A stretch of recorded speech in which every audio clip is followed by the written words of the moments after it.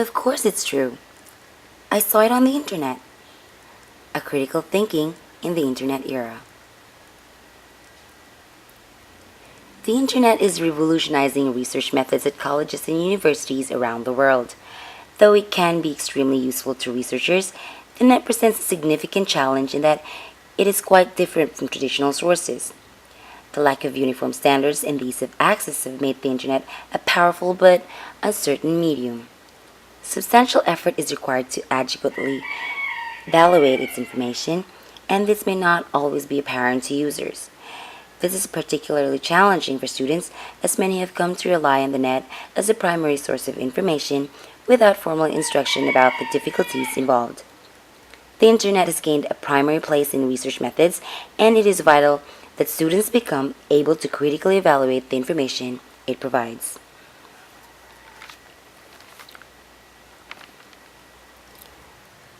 Students consider the internet a primary source of information. The results presented here suggest many students have difficulty recognizing trustworthy sources, though perhaps the underlying problem is a lack of understanding of the internet as an unmonitored source of information. All future educational ventures must focus on teaching users the internet is an unmonitored method of sharing information. Specifically, this instruction should equip users to use search engines effectively, and this requires an awareness of their technological and financial constraints.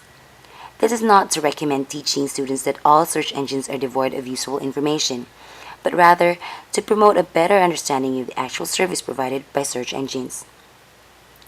Students are also not consistently able to differentiate between advertising and fact. Many responses to Vespro.com mentioned that as the website was just trying to sell a product, its claims could not be readily believed. However, many of these same students immediately believed claims made by Microsoft on its commercial website. Students must understand that all information on the internet is there for a reason, and it is vital to determine the purpose of the information when evaluating its accuracy. The very small number of students who double-checked information is also concerning. It is commonly believed the triangle method, locating three independent sources that point out to the same answer, produces the most accurate information. This approach does not differentiate a great deal between good and bad sites, but rather encourages users to double-check information regardless of the source. Students in this study seem to have a great deal of confidence in their abilities to distinguish the good sites from the bad. Colleges themselves often encourage this attitude as they determine good or trustworthy websites to help students begin internet research. While it is certainly useful to provide guidance, it is equally important to promote the development of critical thinking skills that will allow students to make use of the entire internet rather than a few approved sites. Our findings also suggest that students across the board have similar difficulties in carefully evaluating information found on the internet. Older students with stronger traditional research skills performed no better than other students, which suggests these skills are simply not sufficient when evaluating online information. In the past, the greatest problem facing researchers was finding information. Now, with the advent of the internet, the greatest problem is evaluating the vast wealth of information available. Students in this survey placed greater emphasis in the process of finding an answer than in analyzing the actual information.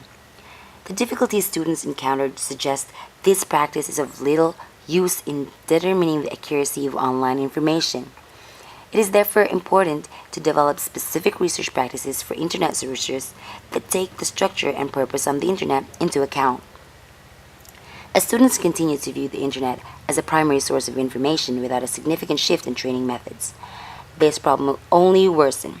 It is vital that students better understand the nature of the internet and develop an instinctive inclination for verifying all information. This will allow students to take advantage of the tremendous benefits provided online without falling prey to the pitfalls of online research. And that was an excerpt on a research study of Leah Graham and Panagiotis Takis Metaxas. Tell us more about what you think. You can post comments and suggestions and let us know how we can make the cyber world a much more better place for surfing. Thank you.